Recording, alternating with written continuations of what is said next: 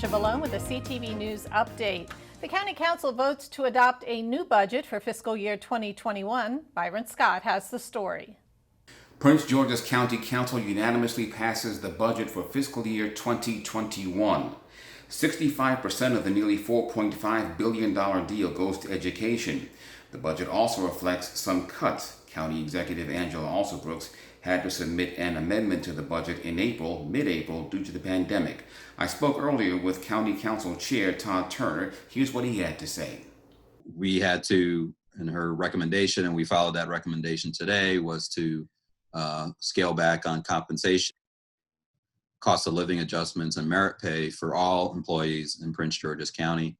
We did the same thing, made the same request of our bi-county agencies to hold the line on compensation, which is the most part of our budget is compensation. And so, obviously we're also going to wind up probably using some of our, what I call our rainy day fund or unassigned fund balance. The budget now goes to Alsobrooks' desk for her signature. It goes into effect July 1st. Prince George's begins a phased-in reopening starting on June 1st. Now, the county executive, Angela Alsobrooks, made the announcement yesterday. Manufacturing companies can resume operations, but must follow CDC guidelines. Retail stores can open with curbside pickup only. Restaurants can open with outside seating only. Also, barbershops and hair salons may reopen, but by appointment only. While Prince George's opens on Monday, there are several communities around the region that are opening today. Keisha Butts visited a hair salon in Columbia and has the story. I'm at 30 Hair, just one of several shops reopening in Howard County. Owner Sarah McGee Merriman says her staff have taken several safety precautions over the last 2 weeks. They are now trained in barbicide, which is a disinfectant solution, and stations are now 8 feet apart. McGee Merriman also says there will be new requirements for clients. They're asked to wear an over-the-ear mask because you can't cut hair with a mask that comes around the back. And then they go through and they, from that, they come in, we offer them hand sanitizer or to wash their hands, and then they head straight to the chair that they're directed to, and they stay there while they get their color service done. If they, for some reason, get moved, we sanitize every one of our stations. McGee Merriman also says you will need to schedule appointments, and as soon as you arrive, you will need to call or text to let the stylist know that you are here. In Columbia, Keisha Butts, CTV News. There's a new COVID-19 testing site that's open in Prince George's. Katira Jones has the details. The popular Six Flags America theme park in Upper Marlboro was transformed into a coronavirus testing site. Here are some scenes from the park earlier today. With the addition of Six Flags as a drive-through testing location, Prince George's County now has a total of 11 testing sites, including the Largo Medical Center and the MedStar Hyattsville Urgent Care that are run in partnership with the Maryland Department of Health. Several CVS stores are being used as well. According to the state, the Hyattsville Veep station will not operate as a testing site this week. The closure on Wednesday caused some controversy. County officials were not notified of the closure until after the station was scheduled to open. Meantime, no word yet on when Six Flags will be available for more testing. Statewide, as of this morning, there were nearly 51,000 reported COVID-19 cases. In Bowie, Katira Jones, CTV News. Fears about the coronavirus can take an emotional toll, especially if you already live with anxiety. We have one psychologist who has some tips on how best to deal with the disorder. And this is true not only during a pandemic, but at any time, is really making sure that you make time for behaviors or activities that are associated with positive mental health.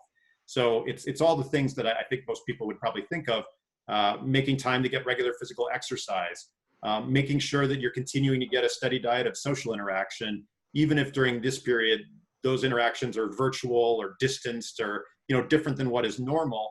I think it's really important to, I don't know that anyone right now has the luxury of saying, I don't like Zoom calls. I'm going to wait for this to be over. This is going on too long, and we have to stay connected to one another. We have to maintain those relationships with family and friends.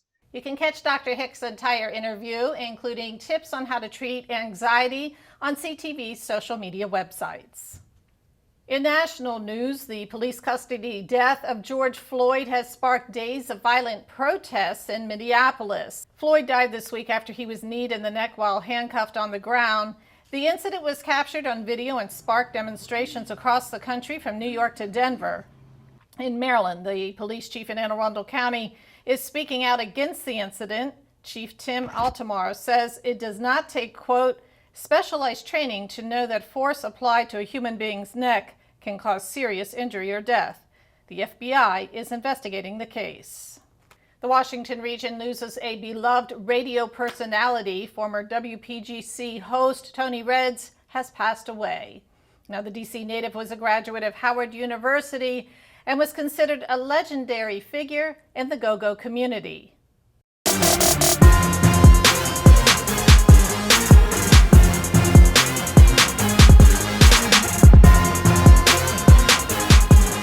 Hi everybody, welcome to this CTV Sports Report. Today we are talking high school basketball. Memorial Day has passed, and around this time is when Summer League usually starts here in Prince George's County. But 2020 is going to be a little bit different. I caught up with Wise head coach Lewis Wilson, who is the founder and director of the Falconer Summer League, and he said the league probably is not going to play this summer.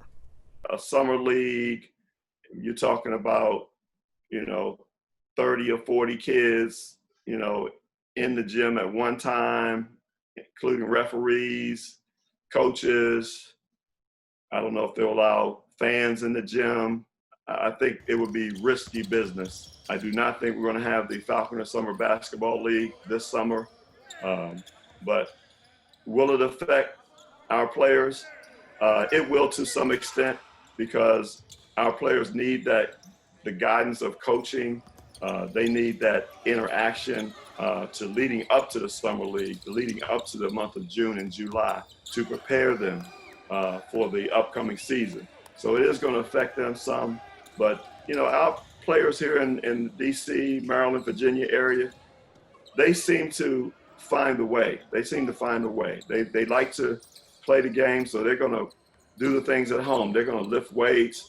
They're going to do push-ups, sit-ups. They're doing, they're going outside, sprinting. I see some people, running around the neighborhoods. And so the kids are going to find a way to stay in shape and keep themselves sharp. So when they do have an opportunity to come back out on the basketball court, I think they'll be raring and ready to go. And that is your CTV Sports Report. And that's your CTV News Update. I'm Patricia Vallone. Have a great evening. For the latest information on COVID-19 in Maryland, visit the State Health Department website. That's health.maryland.gov. Again, health.maryland.gov. Click the link to the COVID-19 information portal. There you'll find all the latest information about coronavirus. You'll find daily updates on cases and fatalities. Answers to questions about testing and the governor's stay-at-home order are available as well. For specific information about Prince George's, visit princegeorgescountymd.gov. That's princegeorgescountymd.gov. The site offers information about local services for residents and businesses.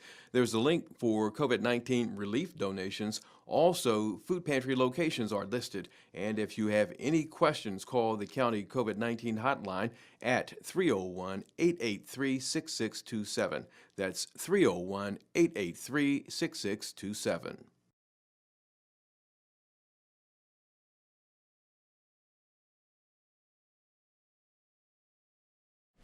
I moved to Florida with literally pennies in my pocket and a prayer. I needed a new start.